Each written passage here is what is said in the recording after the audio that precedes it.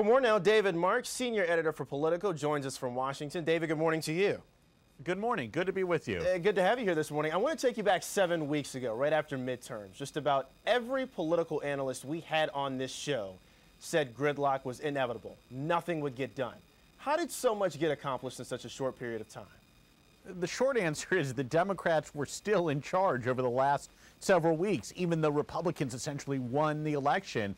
It's funny what these deadlines can do. When there was this January 1st, 2011 deadline looming over tax cuts, both sides decided to move. On this missile defense treaty, both sides had an incentive to move quickly. So when their backs were up against the wall, they did take action in a somewhat bipartisan way. Let's talk about those tax cuts. Was it that tax cut compromise? Was that the key in getting Democrats and Republicans to work together? It seems like that really was. That was kind of the magic elixir. The Senate Republicans had said, we are not doing anything else until this tax cut situation gets resolved, so we know what tax rates are going to be on January 1st. Once that happened, once that agreement came into fruition, a lot of Republicans then said, okay, we'll sign on to the START nuclear weapons treaty with Russia. We'll go along with some of these other measures. And it really did seem to get things moving. You have the START treaty, and then you have Don't Ask, Don't Tell put to bed in the same day. Forget that this kind of thing rarely happens. It happened in a post-election season. Right. And these are two items that not a lot of people thought were really in a position to be passed. Don't Ask, Don't Tell really kind of came out of nowhere. It really only passed because it was a lame duck session. The elections had already passed. Then it seemed like the START nuclear weapons treaty, the momentum was building the last few days. Lawmakers wanted to get out of town, and they finally agreed to go ahead with it. The president fought hard to repeal Don't Ask, Don't Tell. Does this mean anything for gay marriage? The president was asked about that at his press conference on Wednesday.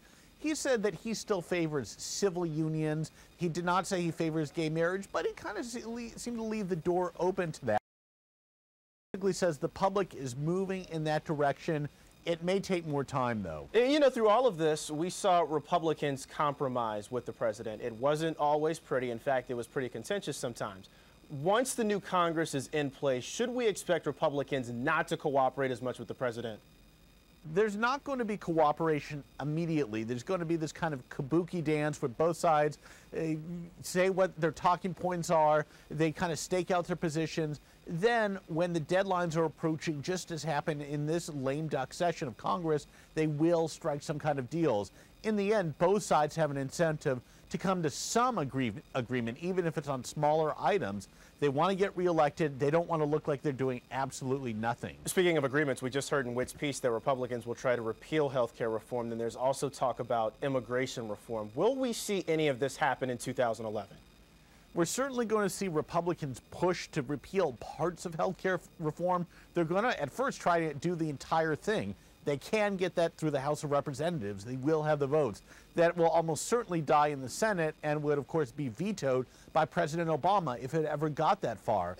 Immigration is an interesting issue. Even though the Democratic plan was defeated, the DREAM Act, as it's so called, there may be some room for compromise. President Obama has made this a key issue, and I can see this some months down the line, some kind of agreement being had. But David, we've still got plenty of other issues here. We've got an unemployment rate now still at 9.8%. That was the number in November. The economy is still a big issue for Americans. What else will Washington have to tackle next year?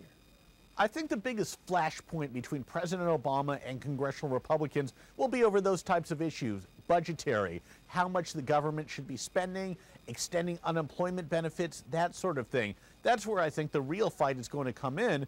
There are already some predictions of a government shutdown. That may be a couple steps down the line, but that is going to be the most contentious issue, and it's going to go on for some time to come. It's been exciting these past couple of weeks, and we'll have to see what the new year brings. David Mark from Politico with some insight for us this morning. David, thank you so much. Thank you.